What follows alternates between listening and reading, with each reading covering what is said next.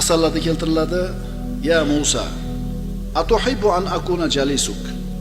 Asarlarda keltiriladi, Alloh taolo Musa alayhisalomga dedi: "Ey Musa, senga ham suhbat bo'lishligimni xohlaysanmi?" Ham suhbat yonizdagi odam, ya'ni gapingizni eshitadigan darajada yaqin. Musa alayhisalom: "Ey Robbim, qanday bo'ladi bu?" dedi.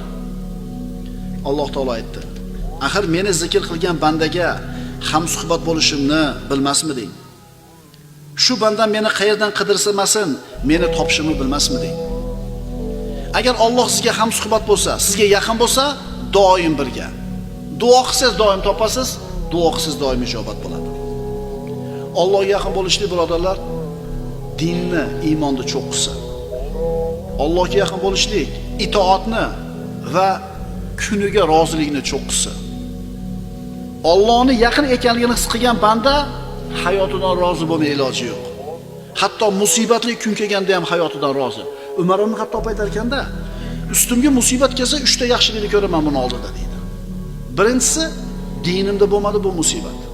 Iymonim salomat. Bundan kattaroq bo'lmadi musibat. Va mana shu musibatimga albatta ajr olaman.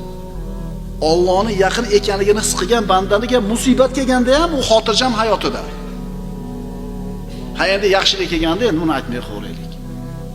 Allohga yaqin bo'lishlik, xotirjamlikni, omonligini his qilish, Allohga yaqin bo'lishlik, birodarlar, saodatni, xayriyatni cho'qqisi. Omonlik, sakinat, xotirjamlik. Bu qanaqa ko'rinishda bo'lmasin, bular faqat mo'minlarga beriladigan ne'mat. Qaytaraman, omonlik, xotirjamlik, sakinat u qanaqa ko'rinishda bo'lmasin, faqat mo'minlarga beriladigan ne'mat. Alloh taolo Qur'onda shunday deydi: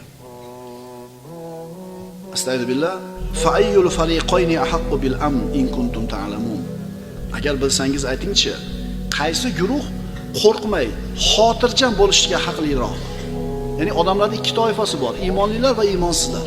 Shularda qaysinisi xotirjam yashashlikka haqqi ko'proq? Allazina amanu va lam yalbisu imanahum bizulm.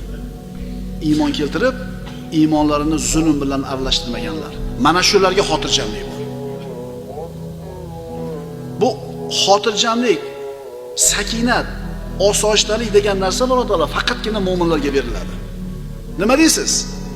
Mana bo'lar ekan, ana bo'lar ekan, narx ko'tarilar ekan, benzin $1 bo'lar ekan. Nima deysiz? Nima deysiz? Ha, o'sha kuni $1 yarasha pul beradi, olib benzinni qo'yib yuraveraman deysiz. Buncha bolani qana qilib boqasan deydi. Qanchalar Robbingizni yaqin ekanligini qattiqroq his qilsangiz, shuncha xotirjam bo'laverasiz. To'g'rimi? Demak, bizning xotirjamligimiz nimaga bog'liq bo'lyapti? Robbimizni yaqin ekanligini his qilishimizga. Albatta bu ulug' ne'mat. Seni oqibating Allohning qo'lida ekanligini bilishliging, falonchini, po'kinchini qo'lida emas. Rizqing ham Allohning qo'lida ekanligini bilishing, falonchini qo'lida emas.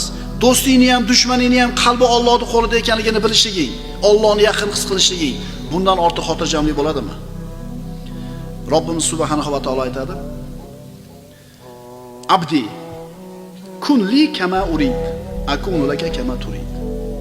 Ey bandam, sen men uchun men aytgandaqa bo'l, men sen uchun sen aytgandaqa bo'laman. Sen men uchun men xohlagandek bo'l, men sen uchun sen xohlagandek bo'laman. Sen ham xohlaysan, men ham xohlayman. Agar men xohlagan narsada menga taslim bo'lsang, sen xohlagan narsada o'zim senga kifoya qilaman. Tushunarlimi? Men sendan qullikni xohladim. Qullikni zo'r qilib bajar, qonga hamma tashvishing meni zimmamga. Agar men xohlagan narsada menga taslim bo'lmasang, sen xohlagan narsangda seni mashaqqatga solib qo'yaman. So'ngra baribir men xohlagan narsa bo'ladi. Shuni yo'l qilib olish kerak. Ey banda, sen ham xohlaysan, men ham xohlayman. Sen men xohlagandaqa bo'l, men senga sen xohlagandaqa bo'laman. Agar sen men xohlagandaqa bo'lmasang, sen xohlagan ishda seni mashaqqatga solib qo'yaman, baribir men aytganim bo'ladi.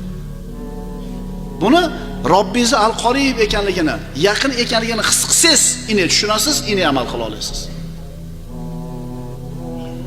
Allohga yaqin bo'lish. Bu nima degani? Bu birodarlar xotirjamlik degani. Duolarning ijobat bo'lishi degani, sakinat degani.